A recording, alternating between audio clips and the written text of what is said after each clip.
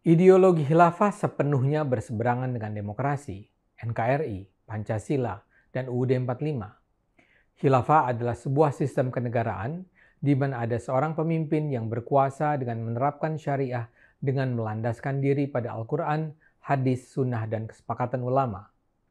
Mereka tidak mengakui misalnya UUD 45 yang merupakan hasil karya manusia. Mereka hanya mau tunduk pada aturan Tuhan, bukan aturan manusia. Pemimpin khilafah disebut khalifah atau amir. Sang khalifah dipilih tidak melalui pemilu, melainkan oleh sebuah majelis yang terdiri dari para ulama yang terpilih. Kekuasaan khalifah absolut. Dalam khilafah tidak ada parlemen atau hakim yang independen. Hukum ditentukan oleh khalifah. Khalifah tidak memiliki batas masa kekuasaan. Setelah terpilih, dia akan berkuasa sampai meninggal, sakit, atau digulingkan. Jadi kita bisa melihat bagaimana konsep khilafah adalah gagasan yang anti-demokrasi.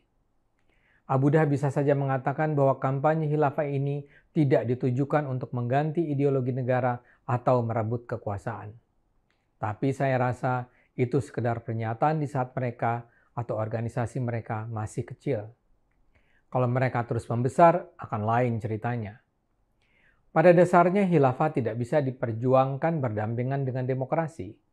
Demokrasi bagi mereka harus diganti oleh khilafah. UUD 45, Pancasila, dan NKRI harus dihilangkan agar khilafah bisa berdiri. Itu alasan pertama kenapa kita tak perlu percaya pada penjelasan manis Abu Dan. Alasan kedua terkait dengan pendiri Khilafatul Muslimin, Abdul Qadir Hasan Baraja. Baraja adalah mantan anggota Negara Islam Indonesia (NII).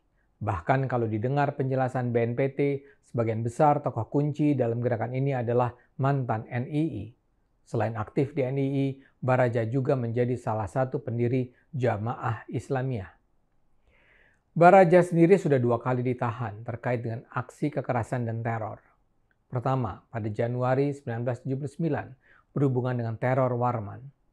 Kelompok Warman adalah salah satu kelompok paling awal yang menjalankan aksi teror di Indonesia pada 1978. Untuk mendanai gerakan, mereka melakukan pembajakan pesawat, peledakan bom, perampokan, dan perampasan senjata. Pasukan khusus atau Pansus Warman juga tak segan membunuh warga sipil, termasuk membunuh Rektor UNS Surakarta, Dr. Parmanto pada tahun 1979. Karena keterlibatannya dalam kelompok Warman, Baraja ditahan 3 tahun. Setelah lepas, ia ditangkap dan ditahan kembali selama 13 tahun. Kali ini berhubungan dengan kasus pengeboman gereja dan Borobudur pada 1984 dan 1985. Baraja juga diketahui bersama Abu Bakar Bashir, tokoh terpidana terkait terorisme, mendirikan Pondok Pesantren Al-Mu'min Ngeruki. Keduanya kemudian juga ambil bagian dalam Majelis Mujahidin Indonesia pada 2000 lalu. 2 hal itu saja sudah cukup membuat kita semua sangat perlu berhati-hati dengan Khilafatul Muslimin.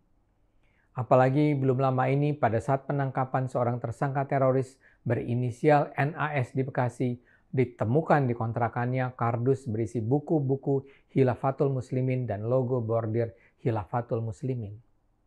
Begitu juga pada tahun 2015, Rohan Gunaratna, peneliti terorisme dari Singapura, melalui penelitiannya menulis Khilafatul Muslimin telah berbaiat kepada ISIS.